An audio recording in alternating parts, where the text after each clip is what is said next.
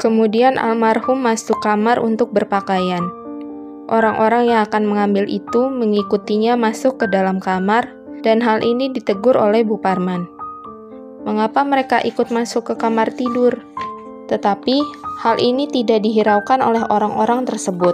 Oleh Bu Parman, ditanyakan juga kepada orang-orang yang datang itu. Kira-kira 20 orang dengan senjata lengkap. Apa ada surat perintah untuk mengambil Letnan Jenderal? Dijawab ada. Dan dibawa oleh orang yang bernama Yanto. Kemudian Bu Parman ditanyakan juga apa pangkat dan NRP Yanto itu. Dijawab pangkatnya Pelda, dan NRP tidak begitu ingat. Tapi hanya 4 nomor. Bu Parman curiga, kok NRP hanya 4 nomor, sedangkan biasanya 5 nomor. Hal itu dijawab sendiri oleh almarhum bahwa itu NRP Cakra. Setelah selesai berpakaian, almarhum keluar rumah dan berpesan pada istrinya supaya melaporkan hal ini kepada Pak Yani. Setelah selesai di halaman, rupanya almarhum melihat bahwa teleponnya dibawa orang yang datang itu. Kok telepon saya diambil loh? Saya ini difitnah, kata almarhum. Oh tidak Pak, kata mereka itu. Hal ini masih dapat ditangkap oleh Bu Parman, tetapi tidak curiga apa-apa. Karena memang kerap kali almarhum dipanggil oleh Pak Yani atau Presiden untuk sesuatu urusan yang penting. 1/4 jam kemudian datang Bu Haryono, istri pahlawan revolusi Letnan Jenderal Anumerta Haryono MT, sambil menangis menanyakan apakah Jenderal Parman ada di rumah. Hal ini dijawab oleh Bu Parman bahwa suaminya telah diambil, dan dikatakan pula pada Bu Haryono, "Jeng, jangan menangis, kuatkan imanmu. Sebagai istri perwira, kita harus tabah dan kuat."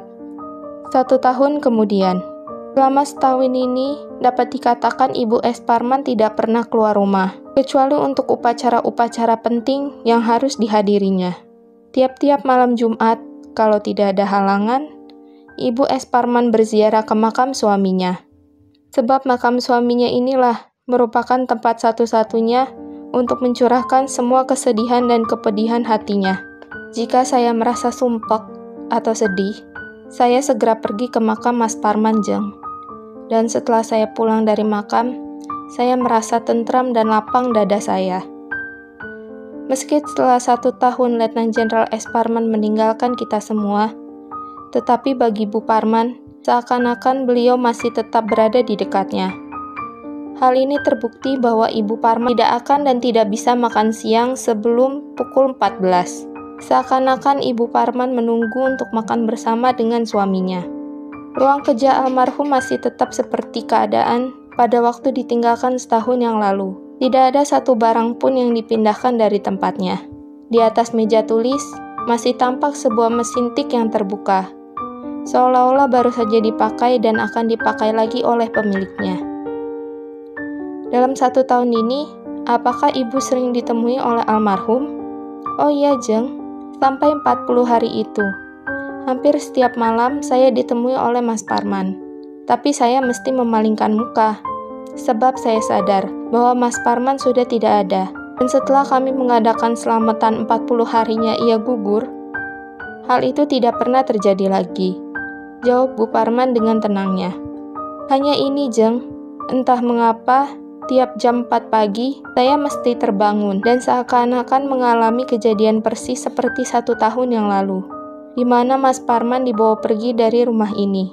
Dan masih jelas terdengar di telinga saya perkataan yang keluar dari mulut Mas Parman yang ditujukan pada orang-orang yang membawanya, yaitu, "Kalau begitu, saya ini difitnah ya?"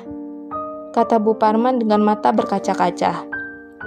Pada saat para ibu pahlawan revolusi mewakili para almarhum suami mereka untuk menerima bintang RI kelas 2 beberapa waktu yang lalu, Bu Parman tidak dapat lagi menahan jeritnya karena seakan-akan suaminya almarhum Letnan Jenderal S. Parman berdiri di hadapannya.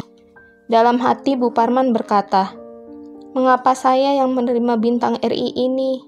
Mengapa bukan Mas Parman sendiri?" Meski saya telah ditinggalkan oleh suami saya, tetapi saya tidak merasa sedih, karena saya masih tetap merasa satu dengan Angkatan Darat, di mana suami saya dahulu bekerja. Antara para ibu pahlawan revolusi dengan Angkatan Darat tetap ada hubungan yang erat. Inilah yang membanggakan dan membesarkan hati kami.